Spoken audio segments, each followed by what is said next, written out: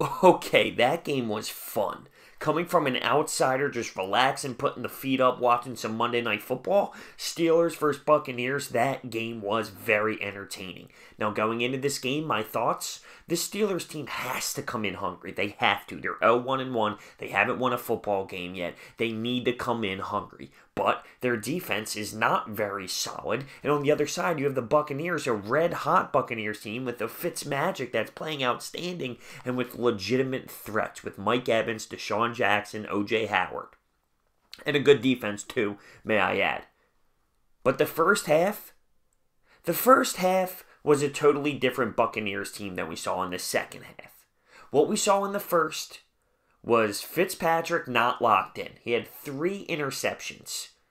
You had one that got tipped from a pass rush. You had one where him and Mike Evans were just on the wrong page. And then you had a check down when he's in his own end zone that gets a pick 6 and goes to the house. On top of that, you have Godwin fumbling the football. I mean, that's 4 turnovers. That's 4 turnovers, and you have a 30-10 lead for the Pittsburgh Steelers at half.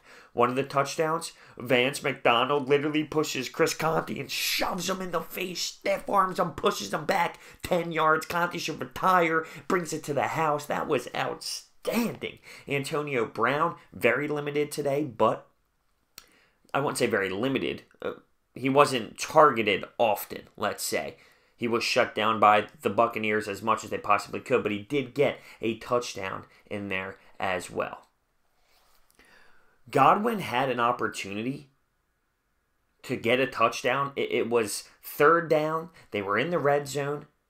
He has the ball and he drops it as he's going down. They only get the field goal. They struggled a little bit in the red zone today. Let's move it to the second half because 30-10 going into the half. It looks like the Steelers got it. I will say this. It seemed like Mike Tomlin told the Steelers, hit him. We'll live with the flags, hit him. Let's not make Ryan Fitzpatrick comfortable. If we allow him to get comfortable in the pocket, he's gonna kill us. They're going to take shots downfield, and they're going to get their chunk plays. So they were getting roughing the passer calls, whether it was the right call or the wrong call. That's the way they're calling it these days. And they were getting flags and flags and flags, but they were making Ryan Fitzpatrick uncomfortable. Enter the second half. And this second half was a little bit interesting. There were a few plays that really could have got this Buccaneers team over the hump. Now, early on, you have Godwin catching a ball over the slot. As he's going down, his foot nips the shoulder of a defender. But he gets back up because he wasn't technically touched and runs it to the house. Now, because on his way down to the ground, his foot literally tipped the shoulder on his way down, he's technically rolled down. The letter of the law, the technicality of it, yeah, he was down. But should he have been? No. The Buccaneers in the second half, they're getting some stops defensively. They get the football back. Bang! Touchdown for the Buccaneers, 30-20. And they're creeping back into this ball game. The defense is stepping up. They're getting their stops. They're shutting down Ben Roethlisberger. They're shutting down Antonio Brown. It's getting close. Mike Evans with an absolute beautiful route. Fitzpatrick throwing bombs. It's now 30-27. 30-27. And you have the Buccaneers getting the ball back with about 3 minutes left. But they can't move the ball. And they have to actually punt it and give it back to the Steelers. What do the Steelers do there?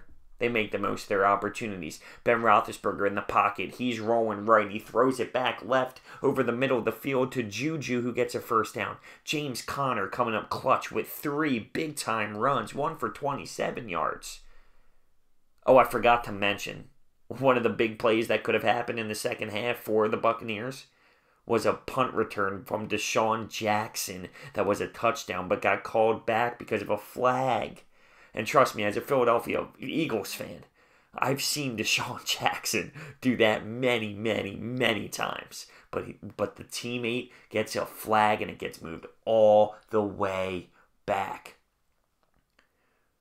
Looking at the positives, if you're a Buccaneers fan, your team showed heart. You saw a different type of Ryan Fitzpatrick from the first and second half. Yeah, it was ugly in the first, but the type of veteran that he is able to respond, is able to rally the troops and set a tone. We're not giving up. We're down 20 at half. We are not giving up. And that can't go unnoticed. That's a big-time quality. And no matter what happens with Jameis, and I get it, he threw 3 interceptions today, and honestly could have gotten picked off a couple more times late when he was trying to force things and make some things happen. You got to start Ryan Fitzpatrick. Just because of this game, it doesn't matter. Jameis Winston hasn't been around the team. I think you got to go with Ryan Fitzpatrick.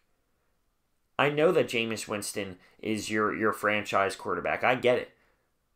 But Fitzmagic is hot right now. The team is playing for him. The team loves playing for him. When he's scoring the touchdowns, he's on the ground getting all fired up. Fired up. You could see it in his crazy eyes. The team loves playing for him. And right now, he's playing well. It wasn't his best game, but the way he responded, the way he's rallied these troops through 3 games, he's playing well.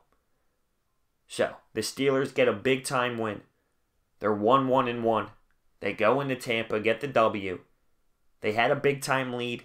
They kind of gave it up a little bit. But at the end of the day, they get the job done. If you're a Buccaneers fan, yeah, it was bad in the first half. Your positives, they found a way to really come together and make a push. It just fell short. It just fell short. Let me know your thoughts and opinions down below. Thank you for watching. I'll see you next time.